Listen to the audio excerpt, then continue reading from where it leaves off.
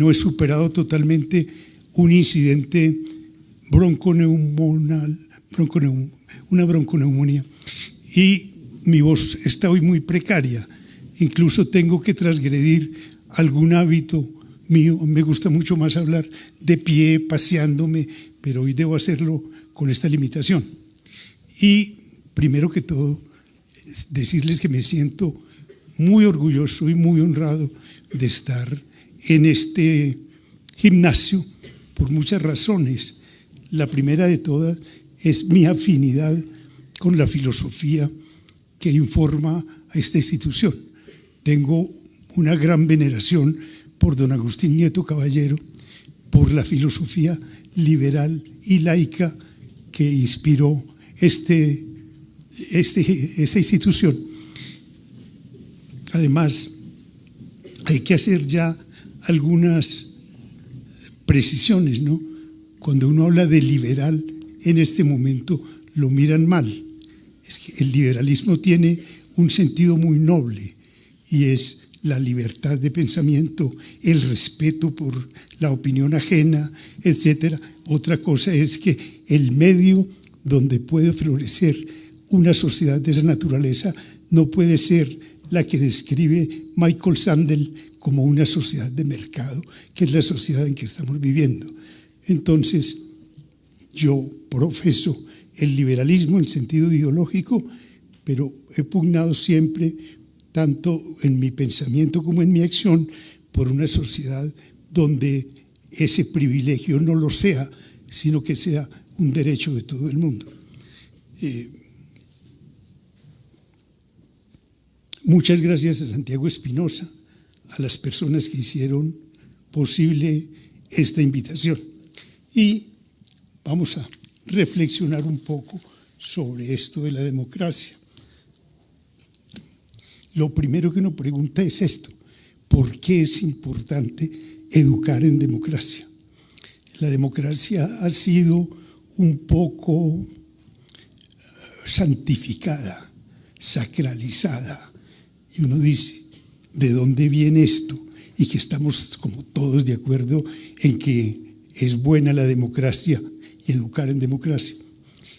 Parto de una afirmación que hace don José Ortega y Gasset en un ensayito muy bello que está en El Espectador, en el libro de él que se llama El Espectador, y se llama Democracia Morbosa. Y empieza don José Ortega y Gasset descreyendo de la persona que dice: yo soy ante todo demócrata. ¿Por qué descree don José Ortega de la persona que dice que ante todo es demócrata? Fíjense ustedes, es como si yo le preguntara a alguno de los circunstantes, por ejemplo, a mi amigo Federico Suárez, le preguntara: ¿tú qué eres? Y él me dijera: yo ante todo soy hincha de Millonarios. Eso es extraño, porque uno antes de ser hincha de Millonarios es muchas otras cosas. Pues don José Ortega y Gasset llama la atención sobre esa circunstancia, y es que uno antes de ser demócrata tiene que ser otras cosas, es otras cosas, aun cuando no lo sepa. O sea, que él dice que la definición política es una definición que se da en un segundo plano, que en un primer plano hay una definición anterior. Busquemos cuál será esa definición anterior. Jean-Paul Sartre, en un ensayito muy bello que se llama El existencialismo es un humanismo, dice lo siguiente: el hombre, y entiendo por hombre, hago la advertencia de una vez, el término en sentido antropológico, o sea, hombre y mujer, miembro del género humano, dice Sartre, el hombre es la criatura condenada a ser libre. Y a uno lo sorprende, condenada a ser libre. ¿Cómo lo pueden condenar a uno a una cosa tan amable como la libertad? Es como si le dijeran que lo condenan a ser feliz. Usted está condenado a ser feliz. Esa no es una condena, diría uno, pero Sartre explica rigurosamente por qué sí es una condena. Porque Ser libre significa estar abocado a tomar decisiones. Y nada en la vida tan difícil como tomar decisiones. Yo pongo ejemplos triviales. Si yo estoy conversando con mi mujer y le digo, ¿qué hacemos esta noche? ¿Vamos al cine o vamos al concierto en el Teatro Mayor? ¿Por qué no eliges tú? No, decide tú. O lo tiramos a la cara y sello. Una trivialidad. Y cuando lo que le preguntan a uno es, ¿y usted qué va a hacer con su vida? O cuando uno se pregunta, ¿qué hago yo con mi vida? Esa respuesta no la puedo dar sino yo. Yo. Nadie me puede sustituir en esa respuesta. Sartre cuenta una anécdota muy bella, y es que un estudiante lo buscó en la universidad cuando la ocupación de París por los nazis, y le dijo, yo vengo a que usted me resuelva un problema muy grave que tengo. Y le dijo Sartre, ¿cuál es el problema? Yo soy hijo único, mi madre está enferma. Si yo me voy para la guerra, me incorporo al ejército francés, mi madre se va a morir. Pero si no me incorporo, me va a matar el remordimiento de ser un mal francés. ¿Qué hago? Y Sartre le dice, ese problema no es mío, ese problema es suyo. Yo no le puedo resolver ese problema. Usted conoce el imperativo categórico de Kant, que dice, obra de tal modo que tu conducta pueda convertirse en regla de conducta universal. Usted tiene que saber que si decide incorporarse a la lucha, usted es un excelente patriota. Su conducta puede ser expuesta como la de un patriota ejemplar. Y si se queda con su madre, como un hijo ejemplar. ¿Qué es mejor, ser un hijo ejemplar o un patriota ejemplar? Eso no lo puedo decidir yo, eso lo tiene que decidir usted. Esa es la libertad, ¿cierto? Y la libertad incluso vivida como carga, la libertad vivida como dice Sartre, la condena, estar condenado a ser libre. Pues bien, hay un texto que seguramente muchos de ustedes conocen, porque es un texto clásico de finales del siglo XV, que es la oración por la dignidad humana de Pico de la Mirandola. Pico de la Mirandola, ¿saben? Era un fraile. Dicen que reunió en su momento toda la sabiduría, toda la ciencia que se conocía, la tenía Pico de la Mirandola en su cabeza. Un erudito extraordinario y un hombre de un brillo. Murió a los 35 años, huyendo de ciudad en ciudad de la Inquisición. Y en esa bella oración, tan breve y tan hermosa, caracteriza a la criatura humana por esto. La criatura humana es la única capaz de avistar un destino y perseguirlo. Eso no lo puede hacer, pues, padre suyo, ni el mineral, ni el vegetal, ni los animales con quienes compartimos tantas cosas. Dice, la criatura humana tiene la posibilidad de subir al cielo y bajar al lodo, y todo eso hace parte de su dignidad. ¿De qué está hablando ya? Que la dignidad humana no es otra cosa que la autonomía. La autonomía, que está luego muy bien pensada y desarrollada especialmente en dos autores que no pueden ser leídos aparte. Siempre hay que leerlos, asociarlos el uno con el otro. Y son Rousseau y Kant. Rousseau da una respuesta a una pregunta que él mismo plantea, que es absolutamente brillante, atinada y además hermosa. Pregunta esto: ¿cómo hace uno para obedecer sin sentir rebajada su dignidad? Porque todos tenemos la experiencia de que cuando obedecemos sentimos un poco disminuida nuestra dignidad. Sálgase. Y si la persona tiene que salir, se sale cabizbaja. ¿Por qué me tengo que salir? Haga esto, haga aquello. Y en la sociedad, y no podemos sino vivir en sociedad, eso lo señaló muy bien Aristóteles desde el comienzo, somos politicón, somos seres también, digamos, condenados a vivir con los demás. No estamos destinados a vivir solos, sino a vivir con los demás. Y cuando hay comunidad, hay siempre necesidad de obediencia, porque siempre hay un núcleo de poder que rige la comunidad. Y entonces la gran pregunta de Rousseau es esa: ¿cómo es posible obedecer y mantener la dignidad? Y oigan la respuesta tan extraordinaria. Dice: únicamente obedecemos sin perder la dignidad cuando obedecemos órdenes que nosotros mismos nos hemos dado. Eso es, ¿no?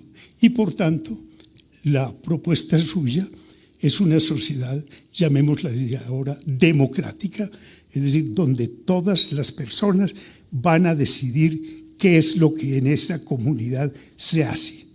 Esa es la autonomía de la comunidad. Y Kant luego va a reivindicar la autonomía moral de la persona. Yo no tengo más reglas rectoras de mi conducta que las que yo elijo, porque las considero dignas de ser atendidas, de ser acatadas por todos los miembros de la comunidad. Ahí tienen ustedes. Kant, no, y sobre todo subraya la dimensión individual. Yo acato las normas que mi conciencia considera que son dignas de ser observadas universalmente. Esos dos pensadores andan tan de la mano. Y les cito dos obras de Rousseau, El contrato social, y de Kant, en este caso, la fundamentación de la metafísica de las costumbres. Es un nombre muy trascendental, asustador. ¿Cómo será eso? Terrible. Fundamentación de la metafísica de las costumbres. Es una obra de una claridad extraordinaria y de la misma manera de una utilidad maravillosa. Esto puede ser anecdótico nada más, pero es importante. Eran tan afines que Kant, según relatan todos sus biógrafos, era un hombre de una disciplina férrea, de unas costumbres absolutamente rígidas. Siempre se levantaba a determinada hora, a las 6 de la mañana, daba un paseo antes de empezar a trabajar por la tarde, para que no se vaya a creer que era un fraile puritano. Se reunía con sus amigos en la casa. Él decía que no debían ser más de 9 personas las que estaban en la mesa a hablar de temas que no fueran filosóficos y a compartir un buen vino, una buena comida, etc. Pero era constante en sus costumbres. Y una vez se sorprendieron los vecinos porque Kant no había dado el paseo matutino. A las 6 de la mañana, ¿qué pasaría con el señor Kant? Y le preguntaron y dijo: es que estaba leyendo un libro que se llama Reflexiones sobre lo bello y lo sublime de Juan Jacobo Rousseau, y no pude dejar de leer ese libro, y por eso hoy alteré mi costumbre. Eran de una afinidad intelectual extraordinaria.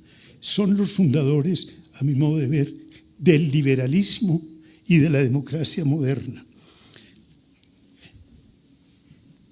Yo creo que ya es suficientemente atractivo lo que les he dicho para saber uno que si la democracia tiene que ver con la autonomía personal y que la autonomía personal es la misma dignidad y que tiene que ver con la autonomía de la comunidad, que la comunidad no sea gobernada desde afuera, sino que ella misma se gobierne, entendemos por qué es que nos gusta la democracia y por qué vale la pena educar en democracia.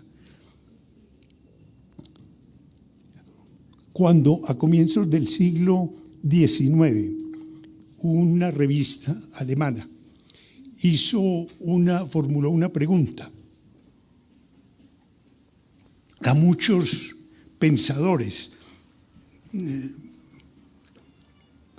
pensadores políticos, pensadores morales, filósofos, teólogos, etc. La pregunta era, ¿qué es la Ilustración?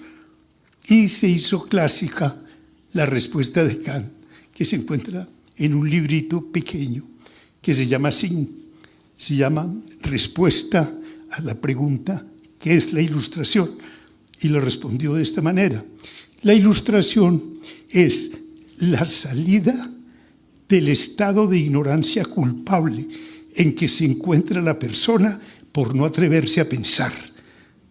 Su lema era sapere aude. Sapere aude es atrévete a pensar. Muy bien, una respuesta muy linda.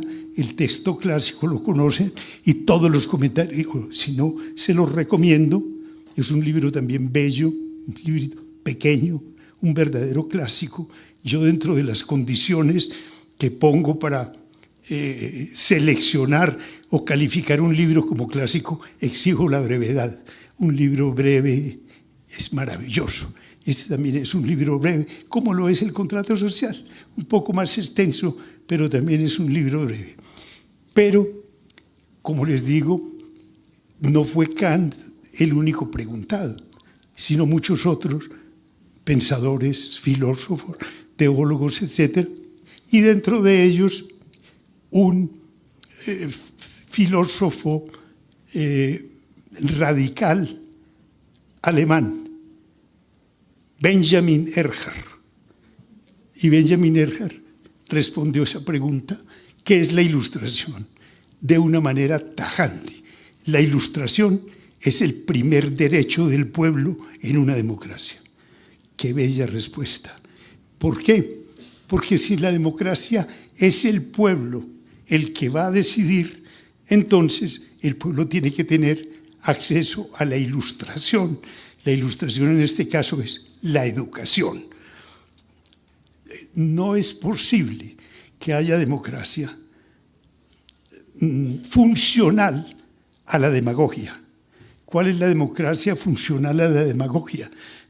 Aquella que se dirige a una masa amorfa, absolutamente amorfa, ambigua, que naturalmente para los demagogos es lo mejor, porque es completamente manipulable. Se encuentra en una situación de ignorancia, no sabe para dónde va, etc. En cambio, cuando uno es un verdadero demócrata y piensa que lo que hay es que construir la democracia, lo que tiene es que construir el sujeto de la democracia. Y el sujeto de la democracia es el pueblo. Y el pueblo no puede ser una masa amorfa, sino, como dice muy bien Adela Cortina, tiene que ser una comunidad pensante, consciente, convivente. Yo, a riesgo de producir molestias, pongo siempre un ejemplo de lo que es apelar a un sujeto democrático o manipular la opinión haciéndole pensar a quienes no están en condiciones de decidir cosas que se someten a su juicio, que sí están en condiciones y que la están decidiendo. Aquí es donde viene la parte que puede herir susceptibilidades y por esa razón yo presento excusas, pero era el primer referendo que el doctor Álvaro Uribe propuso a la opinión nacional.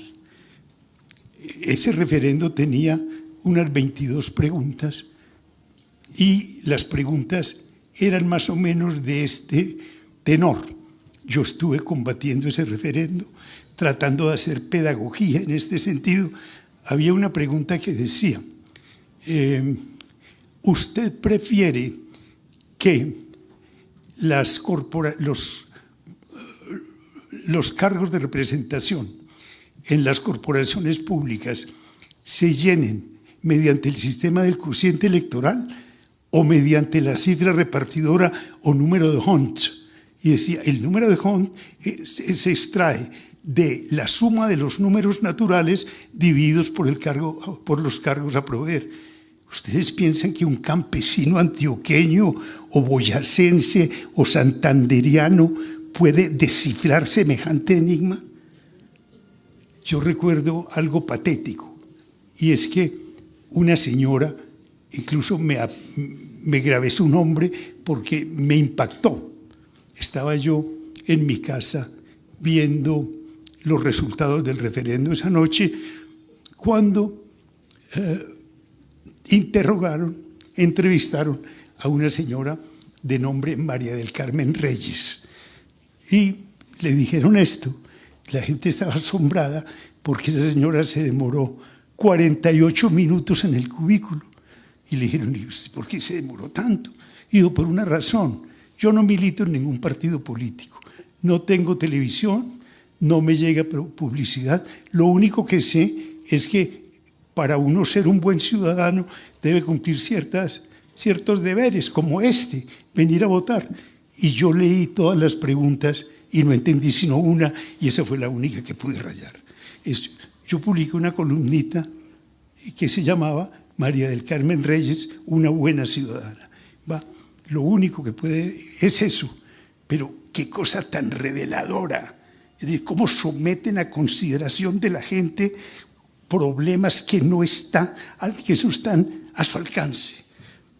Y ustedes saben que en Italia se despenalizó el aborto, pero con preguntas tan pertinentes como estas.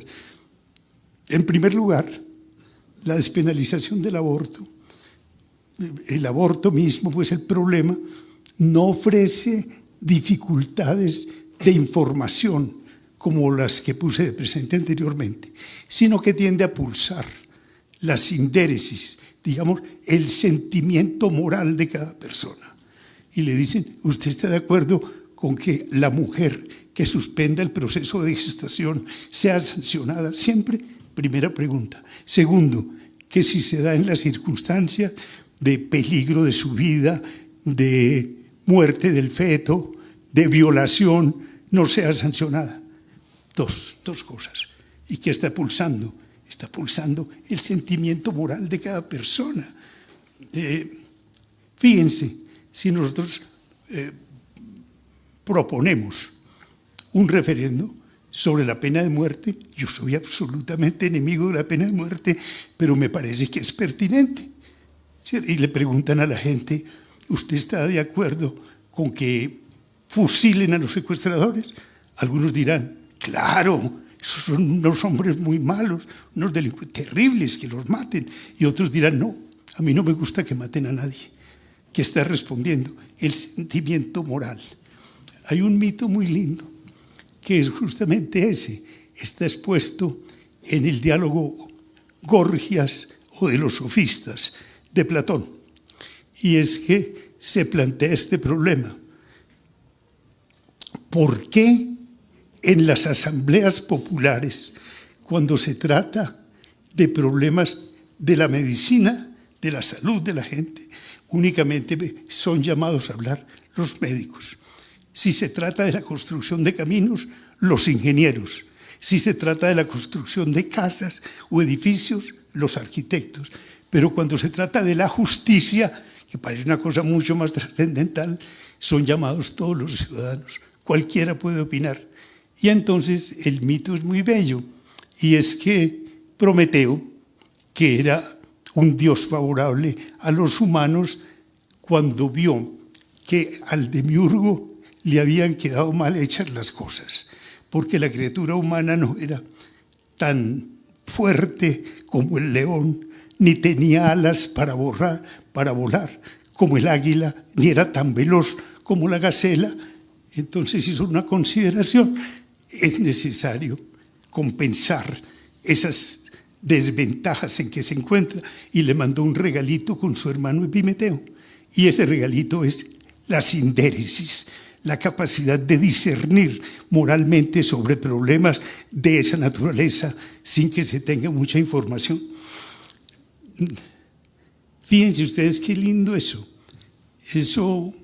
Este diálogo transcurre en el siglo V antes de Cristo, el diálogo Gorgias o de los sofistas, Gorgias o de la retórica. Y 21 siglos después, o 22, en el siglo XVII, Descartes, pues, empieza su discurso del método diciendo: el sentido común es lo mejor repartido que hay en el mundo, hasta el punto de que nadie desea más del que tiene. Todo el mundo se siente muy bien, muy satisfecho con el que tiene. Y Erasmo de Róterdam, en el elogio de la locura, dice esta belleza. Dice: es curioso, yo he recorrido muchos templos en Europa y encuentro solicitudes a la divinidad, muchas veces a través de la mediación de los santos.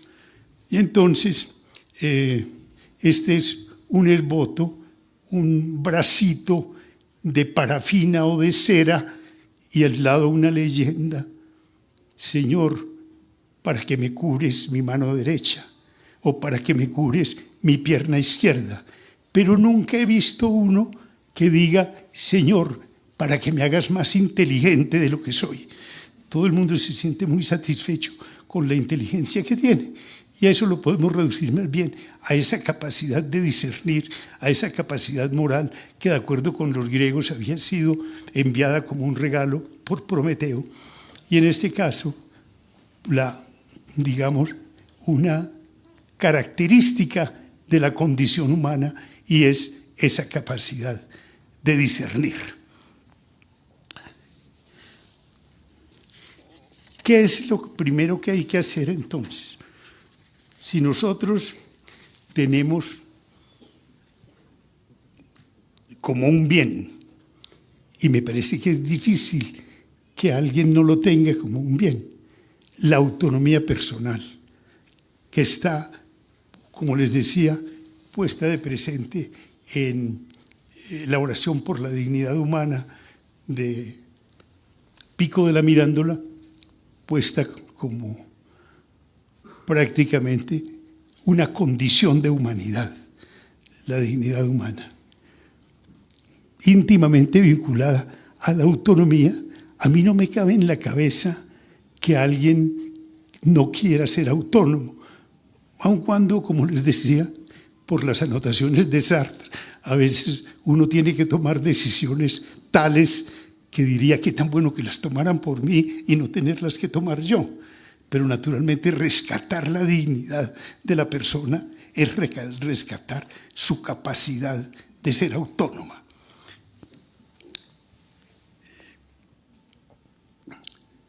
Empecé planteándoles o citándoles la referencia a Ortega, y así citándoles el ensayito de Ortega que se llama Democracia Morbosa, donde él dice que cuando uno dice, o alguien que diga, que afirme: yo soy ante todo demócrata, no sabe muy bien lo que está diciendo, porque uno, antes de ser demócrata, tiene que haber definido otras cosas y ser otro tipo es decir, haberle elegido un rumbo a su vida. Eso es lo que se denomina dar sentido a la existencia. ¿Para qué estoy yo sobre la tierra? Y naturalmente el creyente puede decirlo: yo lo sé, Dios me puso sobre la tierra para que luego volviera a Él. Digamos, en Aristóteles diríamos: el fin del hombre es ser racional. Y Santo Tomás diría: la visión beatífica, no únicamente ya un destino natural, sino sobrenatural, ver a Dios.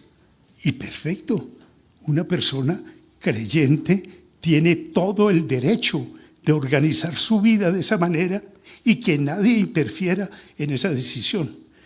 Pero, ¿y quienes pensamos que la existencia no tiene más sentido que el que uno le atribuye? Porque a mí se me preguntan, ¿cuál es el sentido de eso? ¿Para qué vino usted al mundo? Para nada. Y entonces, soy yo quien tengo que decidir qué hago con mi existencia.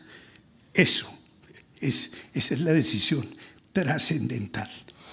Y entonces, hay un texto muy bello de María Zambrano, una filósofa española muy brillante, discípula de Ortega y Gasset, precisamente, que se llama Democracia y Persona.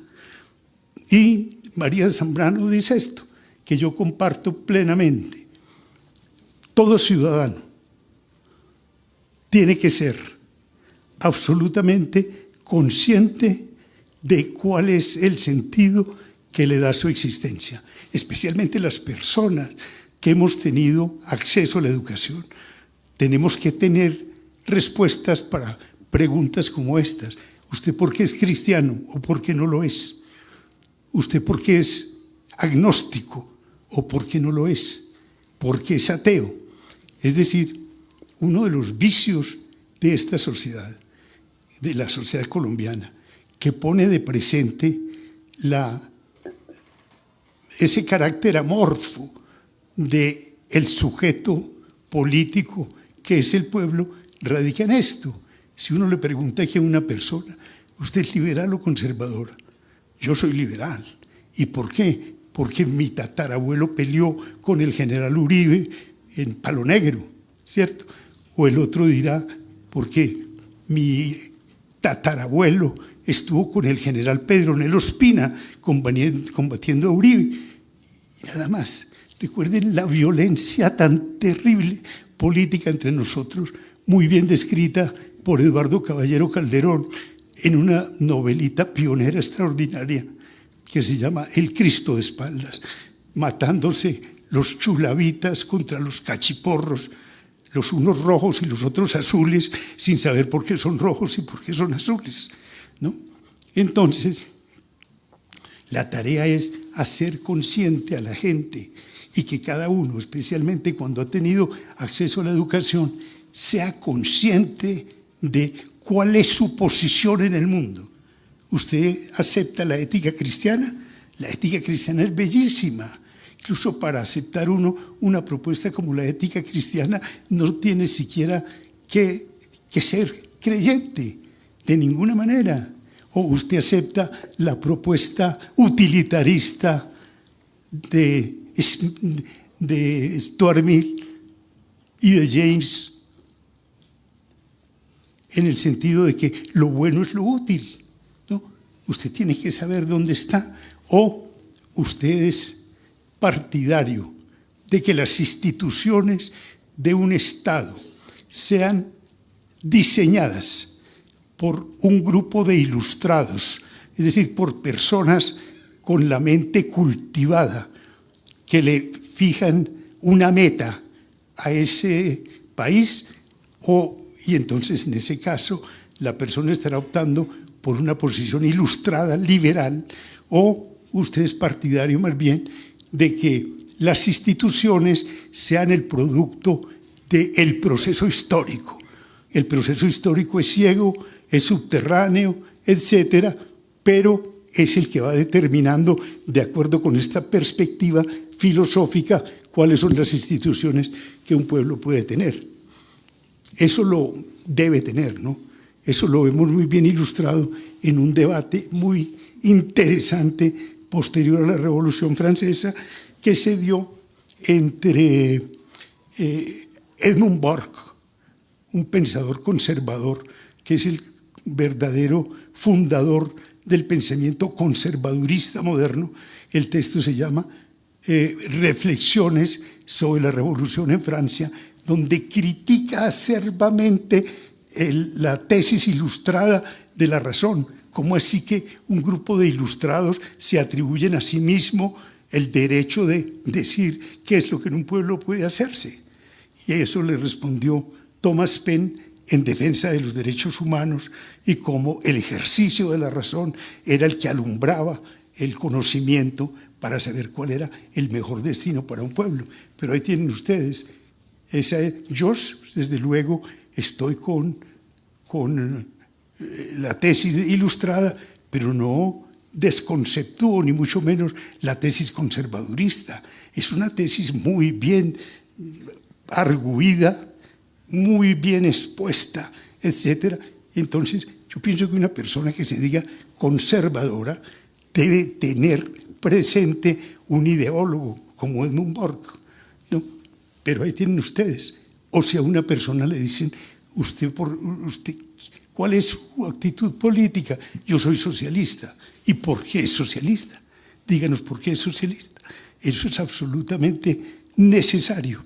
Y algo más, obligatorio para cualquier buen ciudadano, especialmente si ese ciudadano ha tenido acceso a la educación.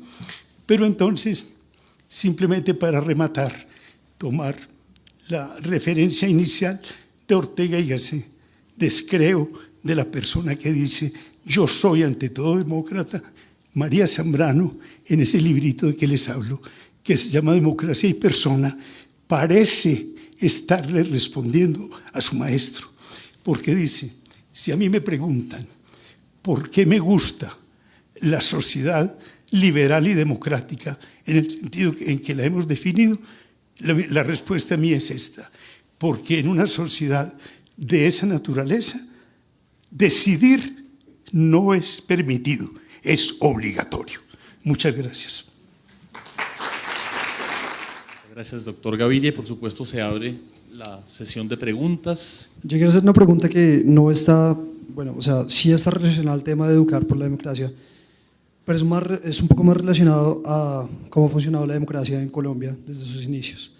Según tengo yo entendido, de todo el continente, pues de toda Latinoamérica, somos la democracia más antigua. El sentido común le diría a uno que siendo una democracia que ha estado en pie desde más o menos un siglo, tendríamos una democracia un poco más desarrollada que la de otros países que tuvieron dictaduras muy fuertes, como las de Uruguay, Paraguay, Brasil, Argentina, los cuales en este momento tienen una democracia posiblemente más desarrollada que la nuestra. Entonces yo quiero saber qué opinaría usted con respecto a eso. Muy bien. Mira, de lo que yo he dicho, se podría sacar en limpio si alguien me dijera, bueno, ¿cuál fue su mensaje? ¿Por qué es importante educar para la democracia? Pinto, por una parte, ¿quién es la persona autónoma? Que es naturalmente el miembro natural de una sociedad democrática. ¿Y cuál es el sujeto de la democracia? El pueblo. Pero no el pueblo entendido como una masa amorfa que no sabe lo que está haciendo, que no sabe siquiera convivir, sino, como diría Adela Cortina, el reto es construir el sujeto del pueblo, el sujeto de la democracia, que es el pueblo. ¿Construirlo cómo? No como una masa, no como una masa ambigua, amorfa, sino como una comunidad convivente y dialogante. Y para convivir de esa manera y para dialogar es necesario tener ilustración. Y la ilustración no es, como les decía ahora, una educación especializada. Yo, por ejemplo, siempre he pensado lo siguiente, que la tarea de la universidad entre nosotros no es la de formar profesionales. Muy bueno que la universidad forme profesionales, pero eso lo pueden hacer incluso otras instituciones técnicas, tecnológicas, etc. La tarea de la universidad es formar buenos ciudadanos, es decir, es formar personas para la convivencia. Y formar personas para la convivencia es educar en la democracia. Fíjense lo que les decía, me di incluso la libertad de hablar, de criticar una propuesta del doctor Uribe, a sabiendas de que yo sé que aquí hay muchas personas que pueden ser partidarios del doctor Uribe, pero eso no importa. ¿Por qué? Porque cada uno de estos temas debe ser es objeto de diálogo, de reflexión. Nosotros en Colombia no sabemos tener contradictores sino enemigos. El que no está conmigo es mi enemigo. Eso es filosofía fascista, ¿cierto? Y por tanto la filosofía democrática es otra cosa, es educar para la convivencia. Yo he pensado siempre eso, que incluso hay una obra, un librito muy bello que yo aprecio sobremanera, de un antiguo rector, presidente de la Universidad de Chicago, que se llama Robert Hutchins, y el libro se llama La Universidad de Utopía. Hutchins se pone a razonar, como quien dice, en una sociedad que no existe ni en su patria, porque sus críticas van dirigidas a la universidad norteamericana. Y dice, veo en el apego al dinero la disolución de la universidad americana. ¿Por qué? Porque la universidad americana, entonces, la que critica Hutchins, ha cambiado el propósito inicial de la universidad, el compromiso, que es un compromiso con el conocimiento, lo ha cambiado por otras cosas, por el cultivo de disciplinas o de temas que tengan demanda en el mercado. Entonces, la universidad dispone sus programas, dispone sus currícula de tal manera que le pueda atender la demanda de mercado, así se olvide completamente de su fin inicial, el propósito inicial, que es el conocimiento. De manera que eso pienso yo, que la educación en una sociedad como la nuestra, donde yo hago afirmaciones a veces muy radicales que a la gente la molestan, como decir esto, no aceptemos que Colombia es una democracia. Colombia es una sociedad que tiene vocación democrática en el sentido de que además la comuniquemos, la contagiemos a través de la educación. Pero esta no es una democracia. ¿Por qué? Por lo que les decía, estará ahora el pueblo colombiano en condiciones de resolver conscientemente qué es lo que tiene que hacer el pueblo en una democracia: decidir. Y si no sabes sobre qué decidir, cómo se le atribuye una decisión y se legitima una decisión apelando a las urnas. Es decir, hay que ser realista. Cuando yo digo esta no es una democracia, no estoy execrando la sociedad colombiana, sino que estoy situándola de acuerdo con mi percepción donde debe estar. Es una democracia por construir, es una democracia germinal. Y para construir esa democracia, el primer ingrediente es la educación. No hay una como contradicción de principio en la idea de educar para democracia, es decir, una comunidad, el aula es como un súper ejemplo de una comunidad no democrática, ¿o no? Hay alguien que yo enseño y usted aprende. Yo soy la autoridad, usted aprende lo que yo diga. Los estudiantes quieren aprender, pero no exactamente lo que uno les quiere enseñar. La gente quiere aprender fútbol o jugar con los aparatos electrónicos y no exactamente aprender geometría. Pero es geometría lo que tienen que aprender y lo tienen que aprender porque el profesor lo dice. Si usted me pregunta cuál es su personaje histórico, una de las cosas que yo puedo responder sin vacilación, porque yo ante todo soy una persona llena de dudas, de perplejidades, que no quiere simular que tengo las respuestas a la mano, etcétera, es Sócrates. Mi personaje es Sócrates. Sócrates es, de una parte, el primer gran educador. ¿Qué hace Sócrates? Dialoga con sus interlocutores. Él decía que no tenía discípulos siquiera. Y sin embargo, esa tarea que está haciendo Sócrates es una tarea altamente política. ¿Por qué? Sócrates no ocupó cargos públicos, salvo algunos de forzosa aceptación, como ser jurado del Tribunal de los 500, etcétera, pero nada más. y sin embargo fue la persona que más política hizo y que más educó. El problema es este. La democracia, ¿cómo hay que entender la democracia en la educación? Yo no creo que la democracia en la educación consista en que se les pregunte a los estudiantes, por ejemplo, ¿ustedes quieren saber de física atómica o quieren saber de patinaje? De patinaje, entonces esto es democracia. A mí me parece que eso es absolutamente equivocado.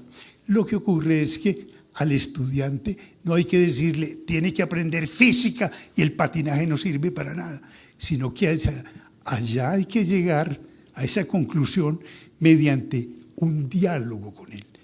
Sócrates siempre decía, lo que hay que hacer con el otro es la educación mayéutica o dialéctica, es punzarle, como quien dice, los centros nerviosos esenciales para hacerle entender o para que él entienda qué es lo más importante. Todos esos diálogos que él tiene, por ejemplo, sobre la valentía, sobre la sabiduría, los diálogos socráticos menores, que son los que a mí más me encantan y más me seducen, donde Sócrates pregunta por la esencia de una virtud y el diálogo no termina en una respuesta definitiva, sino que termina en un interrogante. Le pregunta, por ejemplo, a un estratega ateniense, ¿tú eres valiente? Yo soy valiente. ¿Y sabes en qué consiste el valor? Sé en qué consiste el valor. Y Sócrates empieza a interrogarlo y entonces el otro pone en evidencia que no sabe qué es el valor. Pero Sócrates le ha pulsado tanto esos centros nerviosos que el diálogo termina prácticamente de una manera desilusionante. Termina en una gran pregunta. Dice Sócrates, lo que veo es que tú no sabes en qué consiste la valentía. Yo tampoco. Necesitamos un maestro, ¿cierto? Es decir, pone de presente cuál es el camino para la educación.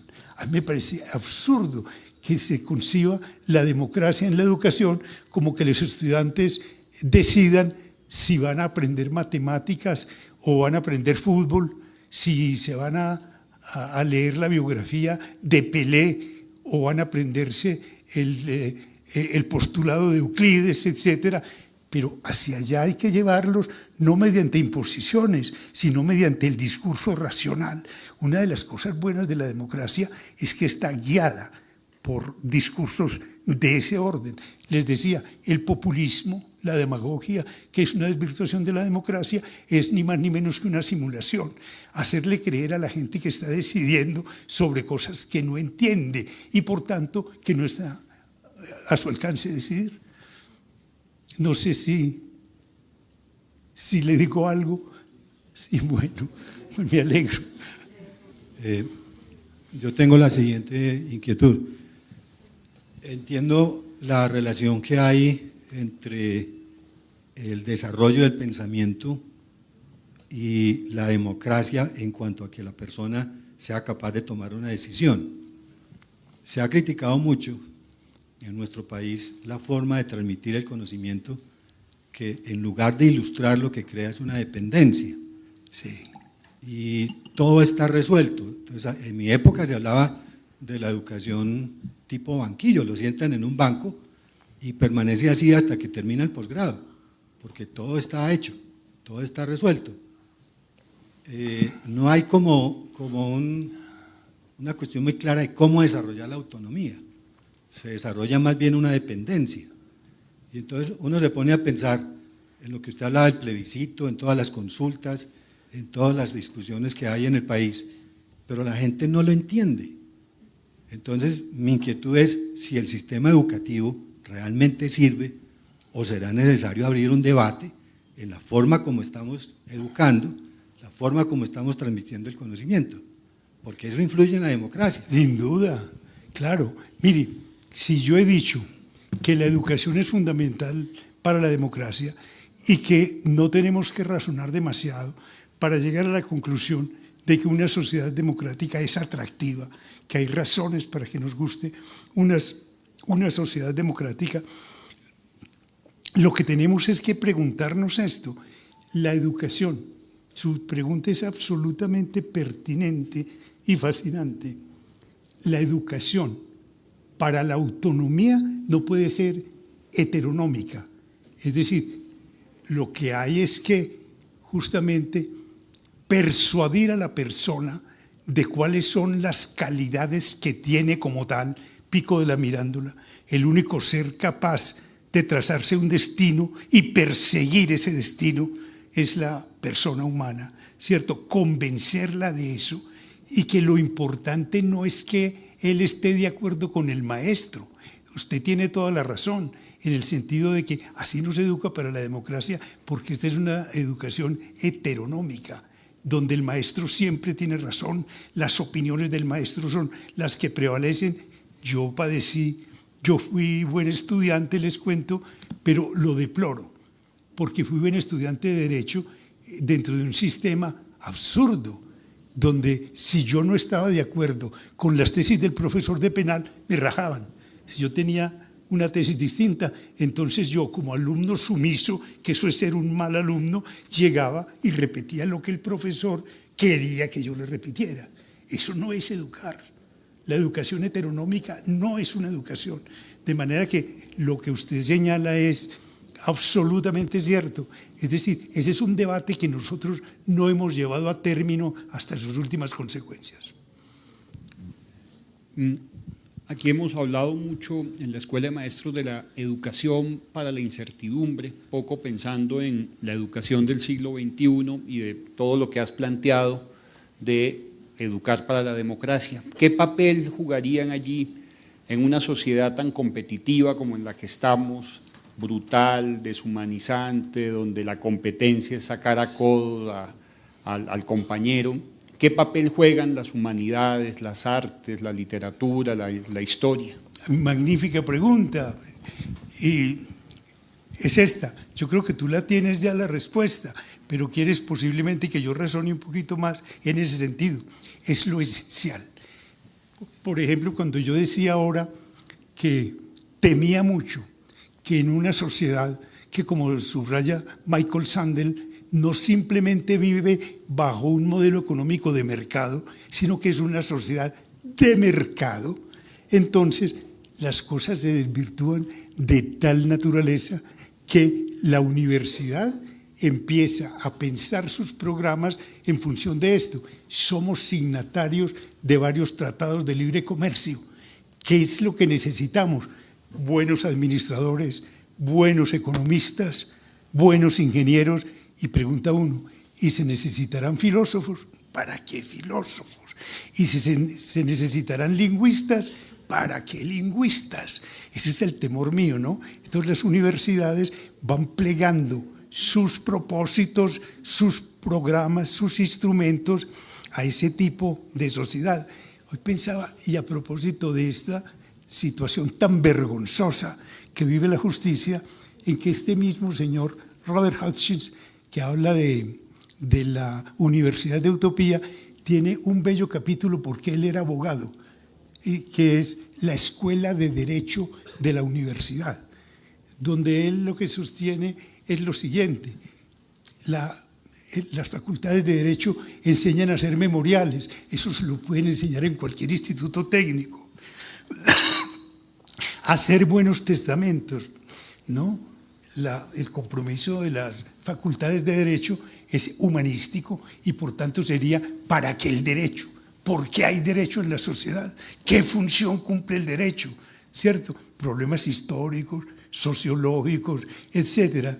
Y por cierto, y esto es lo que viene más a propósito de esta vergüenza que estamos viviendo,